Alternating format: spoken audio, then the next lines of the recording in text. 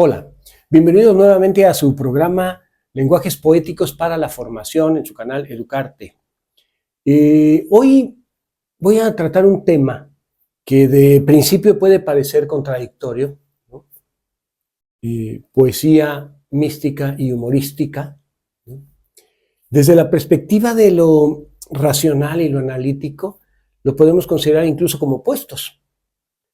Pero desde la razón poética que hemos venido hablando, desde la idea de la analogía, del pensamiento analógico, tenemos que pensarlos como complementarios. Y cada uno como manifestación o expresión de la poética humana. En ese sentido, es que primero sí dije, va a sonar muy contradictorio, pero dije, no, tenemos que aprender a acostumbrarnos a pensar en complementos. Día y noche no son opuestos, son complementos. Luz y oscuridad no son opuestos, son complementos. Entonces, romper el esquema de los opuestos, de la contradicción, de lo maniqueo, de bueno o malo, etcétera, es muy importante en términos de la razón poética. Por eso es que me animé a hacerlo. Pero por otro lado también por darle un lugar a esa poesía poco conocida, ¿no? La poesía humorística, por un lado, y por otro lado, a la poesía mística. Porque en el mundo moderno, laico, ateo, con la muerte de Dios, etcétera, se ha perdido mucho el conocer, apreciar, comprender lo que esta poesía significa, lo que ha significado. Y quisiera comentar de principio un libro, yo lo tengo en fotocopias, que se llama Los dos jardines, mística y erotismo en algunos poetas mexicanos, de Elsa Cross, una ensayista y poeta mexicana que ya he comentado. Elsa Cross escribe este artículo siguiendo un poco el pensamiento de Octavio Paz, en donde Octavio Paz tiene un poema que se llama precisamente Los dos jardines, y ella retoma eso para decirnos, los dos jardines simbolizan la pasión y una especie de sabiduría y de camino espiritual, místico, etcétera, ¿no? Los conjunta Octavio Paz en el poema y ella, al pensar en lo místico, en la poesía, dice, esto se articula muy bien porque pasión va de la mano con erotismo y mística. Hay una cadena, diríamos, de pensamiento, pasión, erótico, místico, ¿no? Y lo que caracteriza precisamente la poesía mística es cómo conjuntamos la idea del amor humano con el amor a lo divino. De hecho, lo místico refiere al amor que se tiene por lo divino. Y podemos pensar lo divino en términos de un Dios, podemos pensar lo divino en términos de una abstracción. Pero es el amor de lo divino lo que establece las bases de la mística. Pero eso divino también lo podemos pensar en relación al amor al otro o a la otra. Amar divinamente. Ya habíamos comentado aquí en alguna ocasión, hemos comentado esta expresión de Borges, de que cuando uno ama, mira al otro con los ojos de la divinidad. Bueno, lo místico también tiene que ver con eso. Miro a los otros con los ojos de la divinidad, me miro a mí con los ojos de la divinidad, pero entonces aprendo a amar lo divino y tengo una comprensión diferente de esa divinidad, ¿no? Una comprensión que pasa precisamente directamente al plano espiritual y no tiene que ver con lo carnal, aunque lo erótico esté ahí. De hecho, Elsa Cross precisamente plantea, ¿no? Dice, la asociación del jardín con la pasión bien vale tanto para lo místico como para lo erótico. Y entonces después establece esto que Octavio Paz hablaba. Dice, el erotismo puede verse, tal como describe Octavio Paz, en La llama doble, como un pararrayos que protege de la perenne descarga eléctrica del sexo. Es la forma en que el sexo se humaniza para dialogar con las otras fuerzas humanas del sentimiento y la inteligencia. Es, como tantos autores han dicho, el momento en que las potencias generativas se separan de su cometido natural para entrar en la zona de un libre juego que explora y refina las posibilidades del placer. Y entonces lo erótico tiene que ver con la poesía, porque decía Octavio Paz, lo erótico es una poética verbal, es el lenguaje verbalizado poéticamente. Y la poesía nos lleva a un erotismo en el sentido corporal, es como la expresión del cuerpo que se expresa eróticamente, ¿no? Hay un juego dialéctico ahí. Y esta conjunción la asocian los poetas precisamente con el amor de lo divino. En este libro Elsa Cross nos va a hablar de Pitamor, de Concha Urquiza, de Ramón López Velarde, de Alfredo Plasencia, de Fren Rebolledo y de Enriqueta Ochoa, como poetas y poetisas mexicanas que escribieron poesía mística. Pero también tengo este libro de José Luz Ojeda, Antología Poética, que fue un sacerdote michoacano que también escribió poesía mística. Y fíjense lo interesante aquí. Voy a empezar con un poema muy breve y luego leer las palabras que a manera de prólogo escribieron unos sacerdotes. No te arrepientas del amor que diste. Él es indefectible por esencia. Espéralo al compás de una cadencia, espéralo y vendrá cuando estés triste. Ante este libro, toda la colección de poemas, nos dice el sacerdote excelentísimo señor Martínez. Giovanni Papini, en su obra reciente, afirma que un santo no se ocuparía de escribir un poema aunque fuera capaz de hacerlo. No pienso como él porque tengo una idea tan amplia de la santidad y tan subido aprecio de la poesía que juzgo que en el caso de la santidad, por el que corren todas las ondas cristalinas que brotan del manantial eterno, puede y, aún en cierto sentido, debe deslizarse la poesía que tiene ese origen divino. Lejos de ser incompatibles, la santidad y la poesía se enlazarán estrechamente por íntimas relaciones. Van a conjuntar lo espiritual y lo divino. Y luego, Luis Martínez fue arzobispo primado de México. Él dedica unas palabras a este libro. Y después un sacerdote, Alfonso Junco, escribió: vengo de contemplar una cascada fresca, abundosa, limpia y musical. Traigo en el alma la lozanía y el arrullo, el gozo salubre y diáfano. ¿He estado en la Sararacua? No. He leído Claridad de José Luz Ojeda. O sea, fíjense, lee el libro de poesías Claridad de José Luz Ojeda y establece la metáfora con haber estado viendo la Sararacua, el agua cristalina que corre, que cae, que genera espuma, que nos refresca, todo lo que la imagen le da respecto de los poemas de José Luz Ojeda. Leo un poema de José Luz, otra vez. ¿Cuántas veces propuse quererte? Volví siempre atrás. Y hoy no acierto a decir que te amo porque sé que te voy a engañar. ¿No sabías, Señor, al pedirme promesa de amor, que, pues soy tan menguado, podía jugarte traición? Pero mira, ya tengo los ojos empapados de tanto llorar. Y llorar de saber que no se ama, ¿no es lo mismo que amar?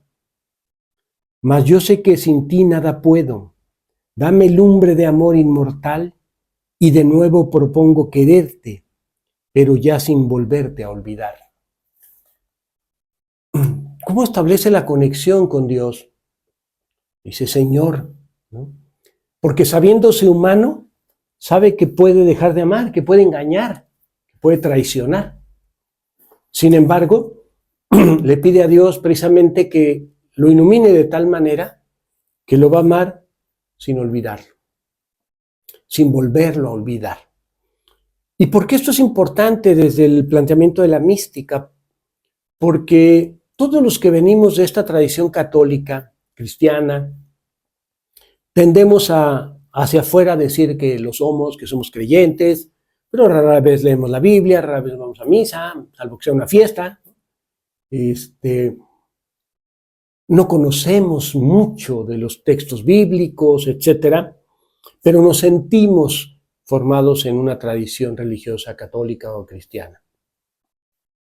El místico dice, no, hay una conexión directa con Dios, y por eso lo siento, por eso vivo ese éxtasis de... en la Europa, tanto Santa Teresa de Jesús como San Juan de la Cruz son muy reconocidos como poetas místicos. A mí me pareció interesante dar a conocer a estos poetas mexicanos, porque tienen esa intensidad y esa profundidad en su poesía. Pero al mismo tiempo, y esto es muy interesante, esta idea del amor y el erotismo lleva también al amor carnal, a veces a confundirlo, a veces a mezclar el amor por Dios o por la divinidad, por el amor hacia un hombre o una mujer. El Cantar de los Cantares de Salomón, de repente uno lo lee y siente, está hablando de la mujer, de la esposa, está hablando de la Virgen, está hablando de Dios, ¿de quién está hablando realmente? Porque es tan sutil esa relación entre lo erótico, lo místico, lo divino, lo carnal, que en un momento dado se diluye. Y quienes no logramos entender o comprender lo sagrado, en un momento determinado podemos caer en la banalidad de considerarlo muy profano, ¿no? Entonces, ese amor hacia una mujer, hacia un hombre, también en un momento determinado conecta o nos lleva a lo divino, porque el amor finalmente es una expresión de lo divino. Ramón López Velarde escribió más bien esta antología, El León y la Virgen de Ramón López Velarde, la escribió Javier Villarrutia, la seleccionó, establece toda la introducción, el prólogo, en fin, porque reconoce en Ramón López Velarde esta conjunción de lo místico y lo poético y lo erótico. Y por eso El León y la Virgen. Ramón López Velarde estuvo enamorado de una mujer reconocida como Fuensanta, que nunca le dijo que sí, nunca se casaron.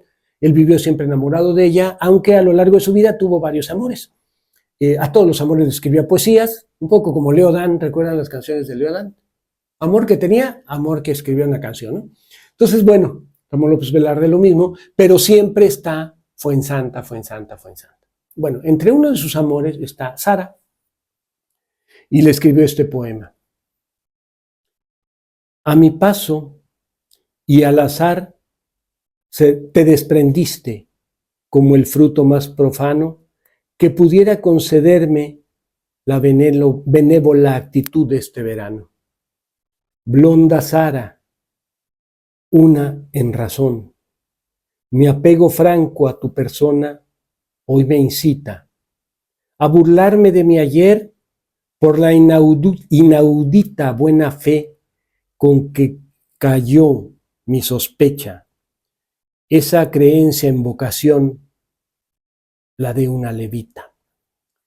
Él quiso ser sacerdote, pensó ser sacerdote, pero se da cuenta que ama mucho a las mujeres, que Fuensanta es ese gran amor platónico que nunca le correspondió, y reconoce que no puede ser célibe, que no puede usar la levita, y que entonces les va a escribir a las mujeres, pero va a escribir también a la divinidad, a la Virgen, como tratando de conjugar esas dos situaciones ante la vida, lo divino, lo erótico, lo poético como puente de comunicación entre ambos, ¿no? También en este análisis que hace Elsa Cross vienen algunos ejemplos de poesía mística, ¿no? Que me gustaría leer alguno. Bueno, aquí también viene, por ejemplo, un fragmento de un poema de Sara, del mismo Ramón López Velarde, ¿no? Sara, Sara, eres flexible cual la onda de David y contundente como el lírico guijarro del mancebo.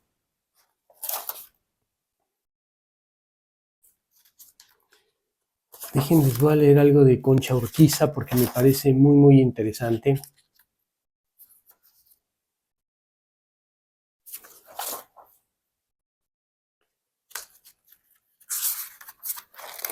Antes les voy a leer un pequeño poema de Plasencia. Fíjense, esta es la fuerza de este poema, ¿eh? Tiene un libro que se llama Ciego Dios. Dice, así te ves mejor crucificado. Bien quisieras herir, pero no puedes. Quien acertó a ponerte en ese estado no hizo cosa mejor que así te quedes. Dices que quien tal hizo estaba ciego. No lo digas, eso es un desatino. ¿Cómo es que dio con el camino luego si los ciegos no dan con el camino?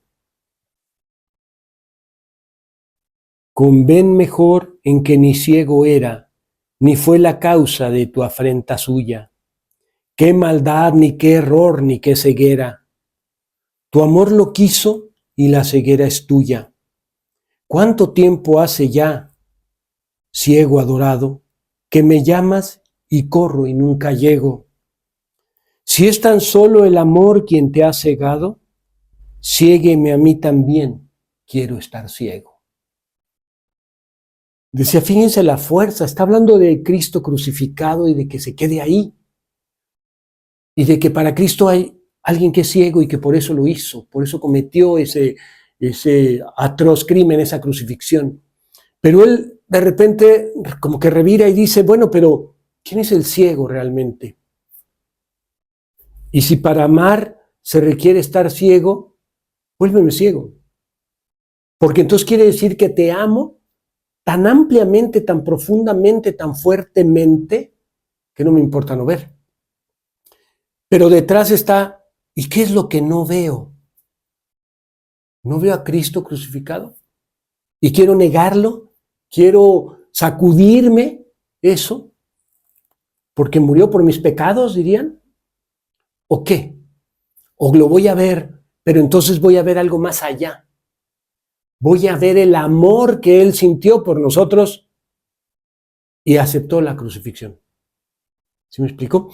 Hay ahí toda una serie de simbolismos e interpretaciones que podemos seguir y hablar y darle vueltas y pensarlas de otra manera, pero que no podemos negar la fuerza de esas palabras que se expresan con Dios para hacerle sentir a Dios ese amor profundo que se tiene por Él y que se reconoce el amor que Dios tuvo o ha tenido o tiene por los seres humanos, ¿no? Entonces, la fuerza precisamente de esa poesía es tan importante. Aquí un poema de Concha Urquiza, en un libro que se llama Sonetos Bíblicos, titulado Job. Reconocemos el texto de Job, hay todo un libro en la Biblia de Job, una historia fuerte también en términos de la creencia cristiana y católica, ¿no? Viene una pequeña introducción, dice, la reproduzco completo. Y vino y puso cerco a mi morada y abrió por medio de ella gran carrera. Palabras de Fray Luis de León. Él fue quien vino en soledad callada y moviendo sus huestes al acecho, puso lazo a mis pies, fuego a mi techo y cercó a mi ciudad amurallada. Como lluvia en el monte desatada, sus saetas bajaron a mi pecho. Él mató los amores de mi lecho y cubrió de tinieblas mi morada. Trocó la blanda risa en triste duelo, convirtió los deleites en despojos, ensordeció mi voz, ligó mi vuelo. Hirió la tierra, la ciñó de abrojos, y no dejó encendida bajo el cielo más que la oscura lumbre de sus ojos. Y dice el Sacroso, esta devastadora imagen de Dios es quizás lo que afrenta a alguien que aprende una vía mística extrema, que separa de todo lo demás, que destruye las cosas que antes constituían el mundo acostumbrado y seguro, que aíslan la oscuridad de la noche espiritual o en el desierto.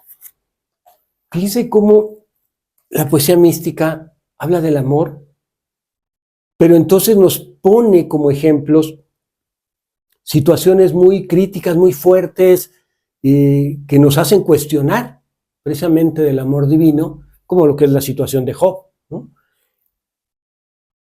¿Por qué poner a prueba?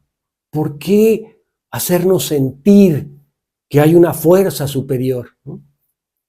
Y cómo como humanos lo recibimos, lo aceptamos, lo asumimos, para entonces devolver con sentimiento eso que queremos. Y bueno, para cerrar y pasar a la parte humorística, hay un poeta de Chamacuero que se llama Margarito Ledesma.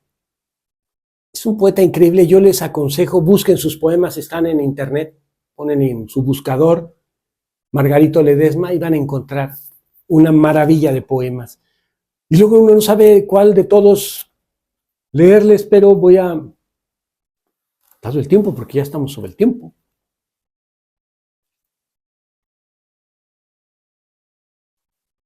A ver, al río de la Laja, es un río que corre por Chamacuero, ¿no?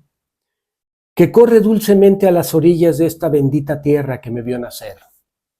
Oh, río de la Laja, qué ruidoso baja, trayendo en sus aguas troncones sin aguas, animales muertos, indios medio yertos, becerros ahogados, cuerpos aventados y otros equipajes que hay en los parajes por ti atravesados. Bajo tu corriente muy dulce y sonriente, cuajada de lodo, llevándose todo lo que hay en la orilla, y van en pandilla tus aguas ruiseñas arrancando peñas, mezquites tumbando, perros arrastrando, milpas destruyendo, y siempre corriendo, muy dulce y sonriente, un montón de gente vas antecogiendo. Pero, sin embargo, yo no te hago cargo de tantas maldades, y en mis soledades, oh río murmurante, sueño delirante con el alma toda, en hacer mi boda junto a tus orillas, en bailar cuadrillas en tus enramadas, y en tardes calladas, tristes y sonrientes, venir con mis gentes a hacer tamaladas, y a comernos juntos unas enchiladas, mientras los inditos llegan muy gustosos con unos sabrosos frijoles fritos. Margarito Ledesma es una maravilla. Esta es una pequeña prueba, tiene poemas sobre su perro, sobre su pueblo. Se los aconsejo mucho, vale la pena. Y equilibrar entonces entre esta poesía mística y esta poesía humorística. Hasta pronto.